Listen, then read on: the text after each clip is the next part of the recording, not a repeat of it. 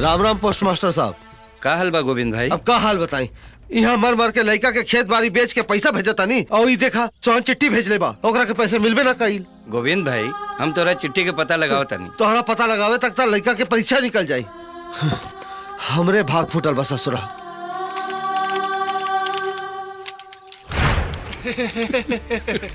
ए बनवारी, ई बुढ़ऊ खाली 3 बीघा जमीन छोड़ के अपन सब जमीन बेच देले रे। तो खाली देखत रह, वो 3 बीघावा भी हमरा ही पास आई। ए काका, हम 3 बीघावा काहे रखले बाड़ा? वो दे दो हमरा के। ए बेटा, इहे हाल रही तो एक दिन सब बिका जाई रे। सोहन प्रसाद 2 लाख रुपए। इसके बाप ने फिर पैसे भेजे। एक्सक्यूज मी आंटी, मेरा कोई लेटर आया है क्या? नहीं तो क्या बताओ आंटी, कल फीस भरने की लास्ट डेट है। मैं बाबूजी को लेटर पे लेटर भेज रहा हूँ और बाबूजी पैसे भेजना तो दूर, लेटर्स का जवाब भी नहीं दे रहे हैं। मेरी बात का बुरा मत मानना बेटा जी, लेकिन मुझे ऐसा नहीं लगता कि वो तुम्हें पैसे वैसे भेजेंगे। नहीं आंटी, मुझे लगता है बाबूजी जरूर किसी प्रॉब्लम में होंगे। तू अभी बच्चा है, तुझे नहीं पता कि ये दुनिया कितनी मतलबी है। कैसी बात कर रही हैं आंटी? आप मेरे माँ बाप को नहीं जानती। अच्छा तू एक बात बता दे, जी, तेरे माँ बाप तुझे विदेश भेजने के लिए राजी थे? नहीं, लेकिन अब लेकिन वेकिन कुछ नहीं। उन्हें ये डर लग रहा होगा कि पता नहीं तू गांव वापस आएगा या नहीं। पहले तो उन्हें सिर्फ डर था, लेकिन अब तो पक्का यकीन हो गया होगा। फिर वो तुझ पे पैसे क्यों लुटाएंगे? डोंट फॉरगेट माय चाइल्ड, जो पेड़ फल नहीं देता उसमें लोग पानी तक नहीं डालते।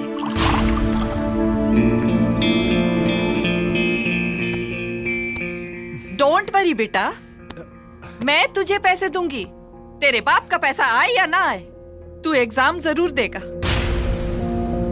ये ले, पी ले, पी ले बेटा। देख बेटा, वहाँ शराब के हाथ भी मत लगे हैं। हमरा ऊपर भरोसा नहीं है कमाई तले, हम तो कसम खाता नहीं कि शराब के कभी हम हाथ भी ना लगाए। क्या सोच रहा है? ले पी।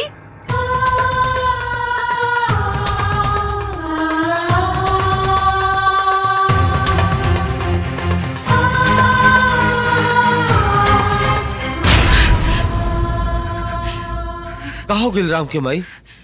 हमार मन घबराता जी, हम बड़ा खराब सपना देखनी है। हमरा सोहन के बड़ी चिंता होता जी। अरे यह सोच सोच के तो हमरो नींद नहीं खे आवत रे। पहले तो हर 15 दिन में चिट्ठी आ जात रहे, अब 6 महीना हो गए ओकर एगो चिट्ठी के दर्शन नहीं किया। अरे वो एगो दुगो और चिट्ठी भेज के देखी ना। अरे कतरा चिट्ठी लिखी, वो एगो चिट्ठी के जवाब नहीं के देत। राम के भाई, हमरा ता बुझाता कि ओकर लौटे के कौनो इरादा नहीं खे रे। कैसे बात करता नहीं जी?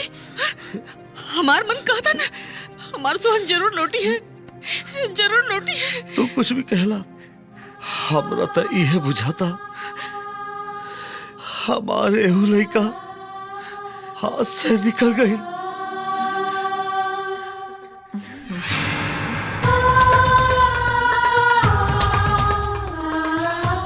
और कसम को वहाँ को मेम साहब से कुजात में बियाह ना कर ले। हम कसम खाता नहीं माई कि कोनो कुजात में बियाह ना करें।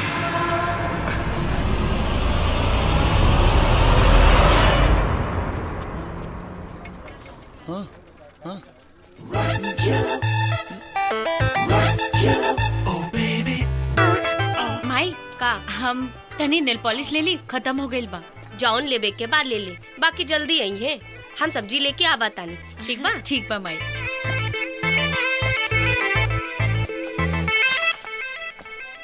का चाहिए तोहरा के? एगो नेल पॉलिश दे दा, लाल रंग के। हाँ दे तानी। तोहरा का चाहिए? हमरा के चूड़ी दे दा। तू पहनबा? तब के पहरी, हम ना पहरबता। तोहार साइज का बा? ना पले तो नहीं खी, लेकिन 9 इंच होई। हमरा लगे 9 इंच की चूड़ी नहीं खे। त कौना इंच के बा? 2 6 के 2 8 के मिली। तो 2 8 के दे दो, जौन सबसे बढ़न बा। 2 4 5 गो कलर लेके आवो। ठीक बा। ए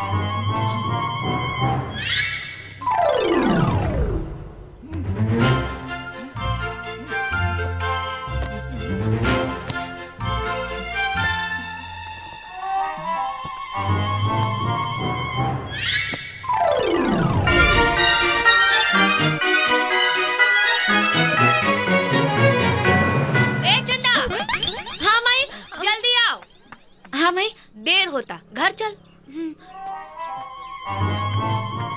ईला तोहार चूड़ी। तू पहिर ला।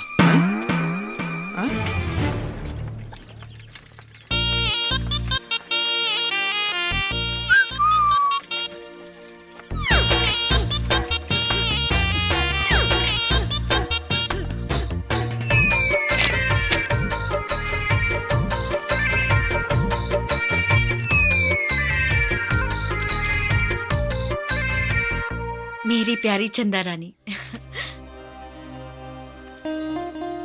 3 बजे हम मंदिर में तहार इंतजार करब। अहिया अहिया अहिया जरूर अहिया। अगर तू ना आइलू तो 3:30 बजे हम तोहरा घरे आ जाइब। हे भगवान, और कुछ लफड़ा भइल त तो बुझिया। अरे माई,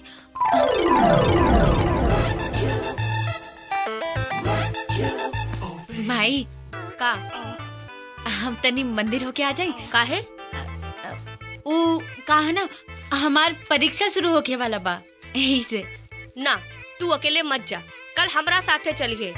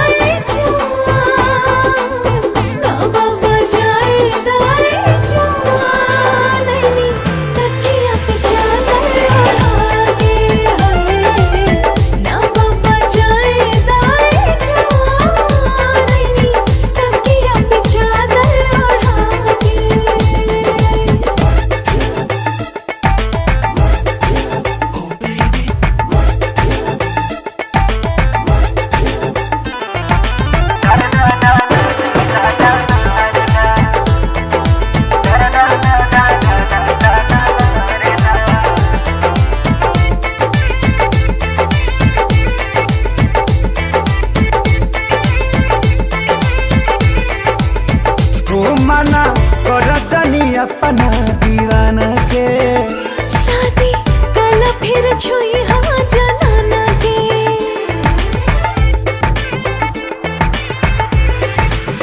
तो कहे छुए से करा तारू माना हो अभी लिखा जनी कोरा बाटे पाना तनिको तो बुझा परेशानी कब से रानी सहतानी जालू कहे हथवा छोड़ा के ना बाबा जाए दाए जवान ना बाबा जाए दाए जवान नहीं तकिया पे चादर ओढ़ा के हमें ना बाबा जाए दाए जवान नहीं तकिया पे चादर ओढ़ा के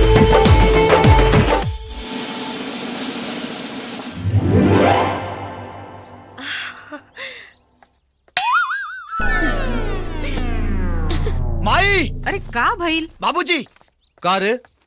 बाबूजी सोहन भैया के चिट्ठी आइल बा। हाँ तो जल्दी पढ़ना। वो कब आवा था लिखले होई।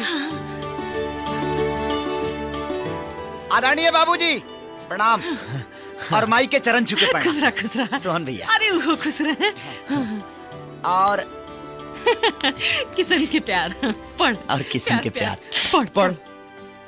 बाबूजी तोरा जान के खुशी होई कि हम का भइल? का भाई अरे का भइल? एक किसनवा कहा रे, बोल ना। बाबूजी, सोहन भी है शादी कर ले और वो एगो बेटी के बाप भी बन गए।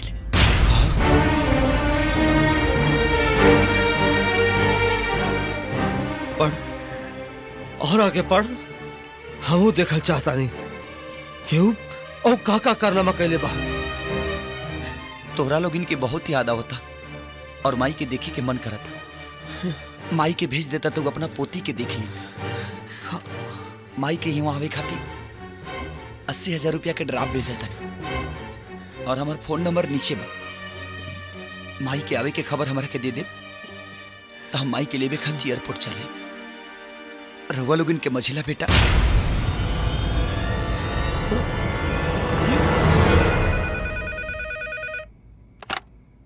हेलो, हु इज स्पीकिंग? अरे अंग्रेज की औलाद, हम तोहार बाप बोलता नहीं। अरे बाबूजी प्रणाम। चुप रहा। तोहार नौकरी लग गई तो हमार याद ना आई है? तय बिहा कर ले तो हमार याद ना आई। अब जब लड़की भइल है तो हमार याद आ गई। तू एक बात कान खोल के सुन ला, हम तोहरा के ही बतावे खातिर फोन कैनी है कि तू एयरपोर्ट मत आई है। हम तोहार माई के ना भेजब। अरे ये तोहार नहीं है, मिसिल बेलवा नहीं खे। उ लंदन बा लंदन। तू वहाँ अकेले कैसे जाबू? और मैं का करे के बा? अबे हवाई जहाज में बैठब, अब 12 घंटा में लंदन। अरे तू नहीं को बुझत। पहले पासपोर्ट बनवावे के पड़ी, ओकर बाद बस पकड़ के पटना जाए के पड़ी, फिर पटना से रेलगाड़ी पकड़ के मुंबई जाए के पड़ी, तब जाके मुंबई में जहाज मिली बैठे खातिर। हम कुल बुझता नहीं, रवा चाहता नहीं कि हम अपने पोते के मुंह देखी। बड़का के भाई वहाँ ना जाए देनी, अब मछला के भाई वो नहीं की जाए दे। अरे तू कैसे बात करता रू जैसे हम अपना पोती के दुश्मन बानी।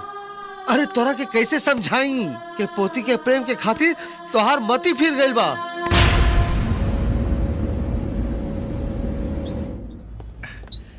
हवा माई।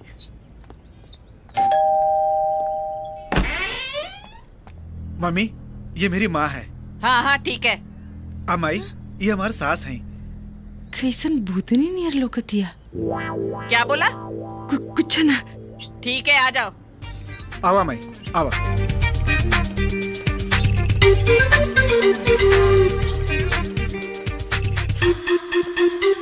Hi darling. हाय सोनी, ये मेरी माँ है।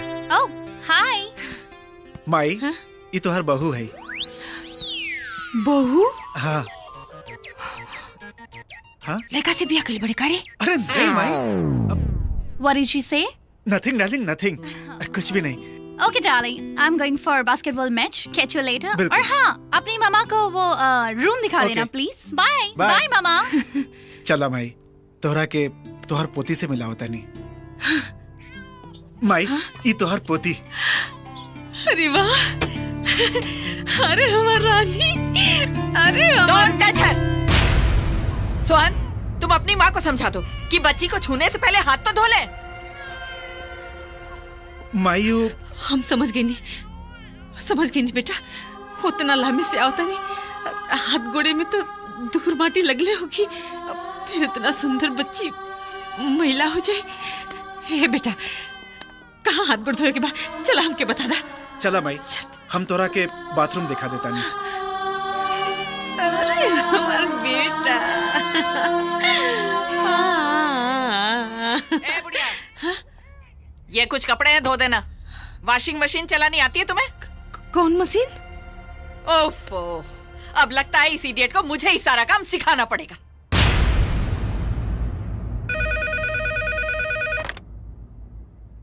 हेलो, तरी सोहन से बात करवावा। सोहन तो अभी घर पर नहीं है। आप कौन बोल रहे हैं? हम सोहन के फादर बोलता नहीं। सोहन के माई ना, सोहन के मम्मी बाड़ी का।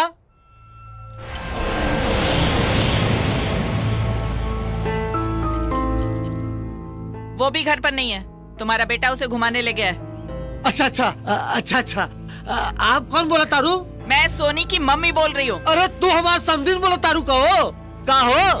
What someday? फोन रखो, बाय। हेलो, काट दे इसका। Cheers. Yes, David. Excuse me. Thank you. ए बुढ़िया रुक, इधर आ। कौन है यार ये? पहले तो नहीं देखा इसे। अरे नौकरानी है यार। ओ नौकरानी? हाँ। कितने पैसे देते हो इसे? पैसे वैसे कुछ नहीं डार्लिंग, क्या खाने कपड़े पे है। क्या बात कर रही है यार, लंदन में और फ्री की नौकरानी। अरे यार तू तो बड़ी लकी है यार। यार मुझे भी ऐसी नौकरानी दिला दे। बिल्कुल ट्राई करूंगी मैं। अरे तू यहाँ क्या कर रही है? उधर जा।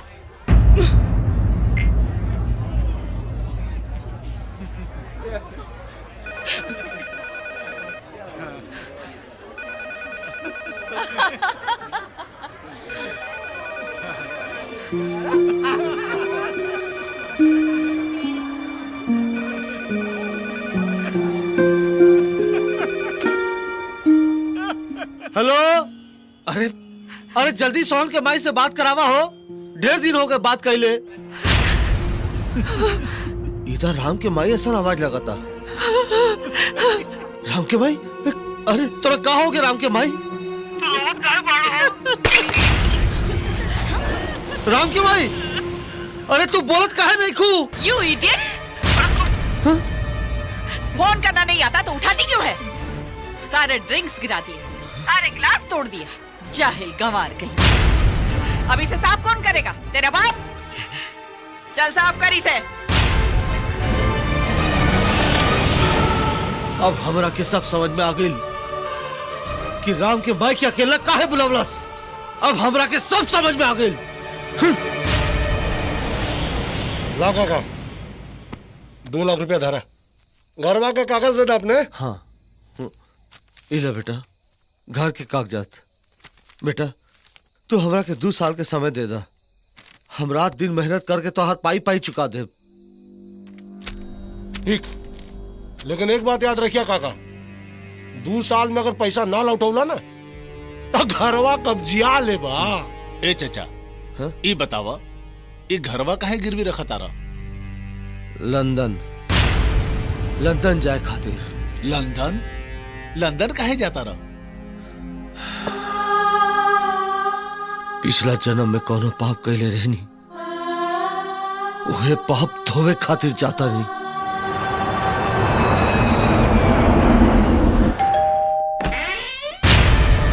बाबूजी, और माइक कहूँगा बाड़ी रे। बाबूजी, बाबूजी चल हट।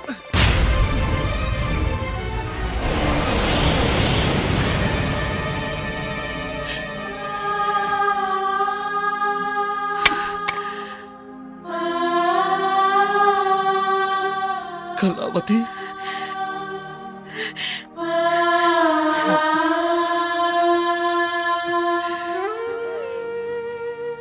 कहा रे सोना, जौहन भाई तोहरा के अपना कोख से जन्म देलस, वही के घर के नौकरानी बना देले। बाबूजी तू हमरा के गलत समझता रहा। हम तो तोहर पोती के देखभाल करे खातिर माई के बुलौले रहनी। बाबूजी चुप रह, अब तू हमरा के सिखाइबे? अरे चल, तोर माई 3 लड़का के जन्म देके अकेला पाल पोस के सियान कैली। अरे कबू बुलौली अपना माई के? और तय एगो लड़की पैदा करके गांव से अपन माई के बुला के नौकरानी बना दे है। अरे लड़का पाले पोसे के बेवत नहीं के तो पैदा काहे कर ले रे? बाबूजी मर गए ले तोर बाबूजी। चल जा अपन माई के सामान लेके आ। बाबूजी हमार बात तो सुन ली। ए चल, तोर सामान कहाँ बा? चल चल।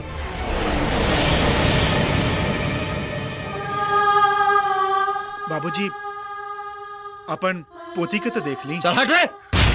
बाप कौन बेटा और के कर पोती?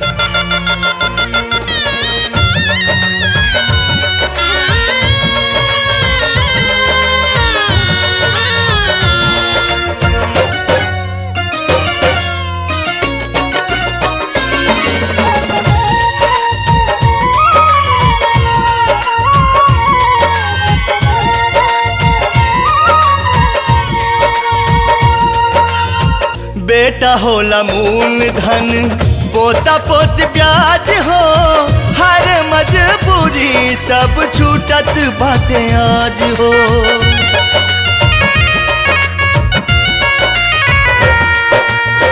एक बेर जे अपना माई बाप के भुलाईबा, धरती त धरती नरक में ना जगह पैबा। जन्मो जन्म नाही माफी मिली आपके, जन्मो जन्म नाही माफी मिली आपके। जन भुलई हो, जन भुलई हो ए भाई माई बाप के। जन भुलई हो ए भाई माई बाप के। भाऊजी माई ना रहा दे, कोनो जरूरत नहीं खे, चल भाग यहाँ से। ऐसे क्या बोला तेरा बाबूजी?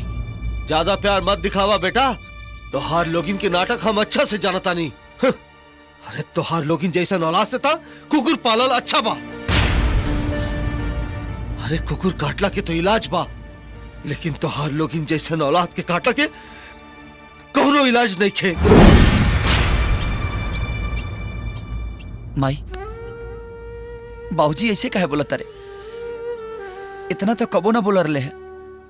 ई का हो गइल बा बाबूजी के? आखिर हमरा से कौन गलती हो गइल बा माई? एमे तो हर कोनो गलती नहीं के बेटा। दरअसल ही दोनों भाई का गुस्सा तोरा पर उतारता रहे। एगो तो पहले ही हमने के छोड़ के चल गल रहा है, ऊपर से लंदन में हमार दुर्गति देख के इनकर भी सुहास उठ गइल बा तू लोग पर से। इनकरा के लागत कि तू हमने के छोड़ के चल जाइबा। बाबूजी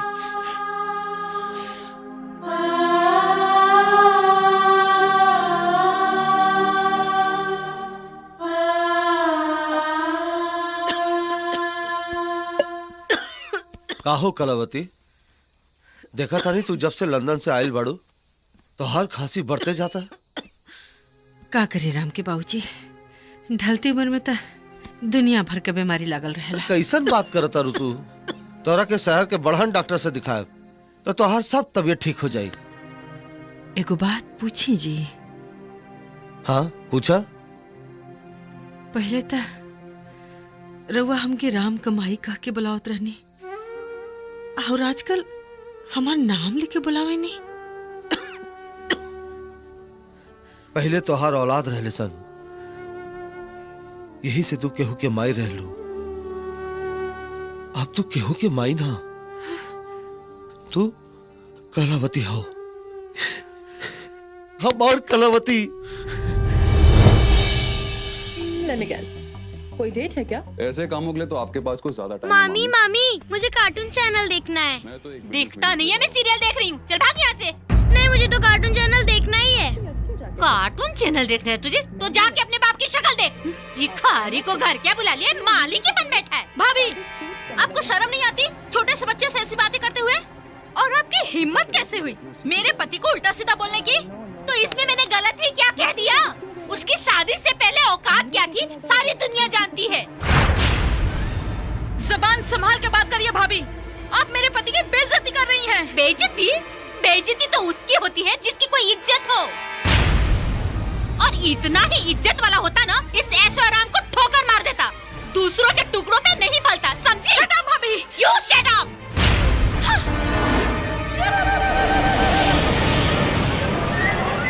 यू इडियट। हाँ मम्मी। डॉक्टर साहब, गोलू ठीक तो है ना? देखिए गोलू की हालत बहुत गंभीर है, उसे ब्लड चढ़ाना पड़ेगा। उसका ब्लड ग्रुप है AB नेगेटिव। आप लोगों में से किसी का ब्लड है AB नेगेटिव? नहीं। देखिए दिक्कत यह है कि हमारे हॉस्पिटल में इस ग्रुप का ब्लड अवेलेबल नहीं है। आप कहीं से भी एक बोतल ब्लड का इंतजाम कीजिए, नहीं तो बच्चे को बचाना बहुत मुश्किल हो जाएगा। ठीक है?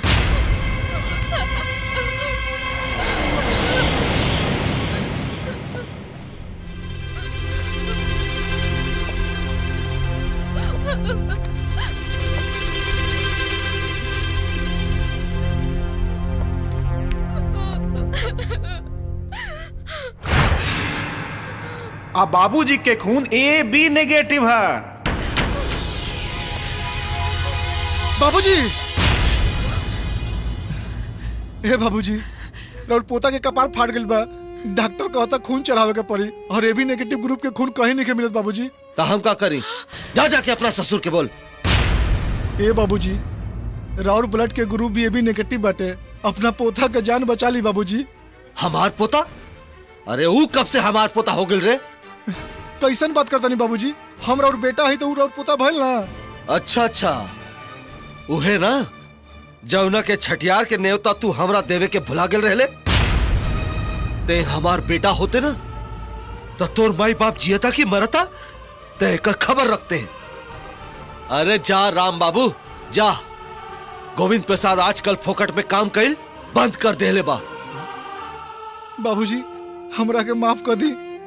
हमार गलती के सजा अपना पोता के मत दी बाबूजी। ऐसन बात बा तो सुन, तोहार बेटा के खून देवे के खातिर हम 10,000 रुपया ले नगद।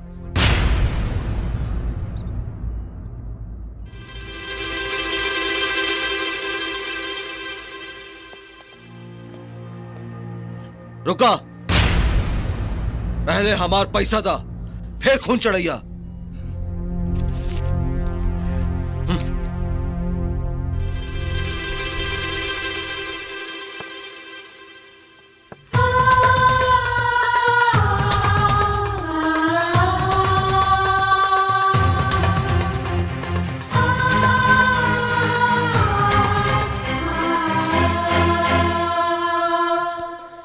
हमरा पोता के जिंदगी खातिर दुआ करा लो।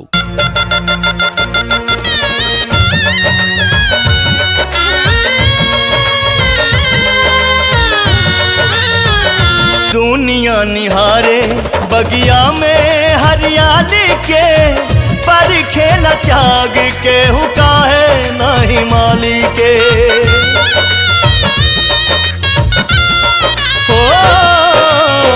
माई बाप के दिल जब तोह से दुखाई, तोहरो भी बेटा एक दिन तोह के रुआई। तहिया रहिया में चलबा मुँह ढाप के, तहिया रहिया में चलबा मुँह ढाप के।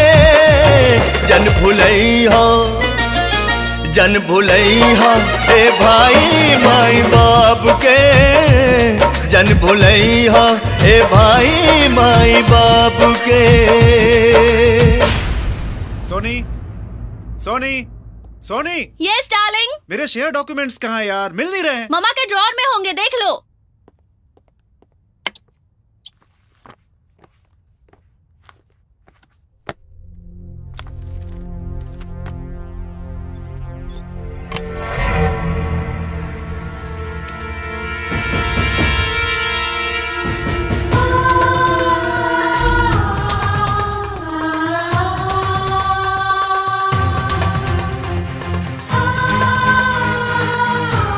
मामा, मामा, मामा। क्या है बेटा?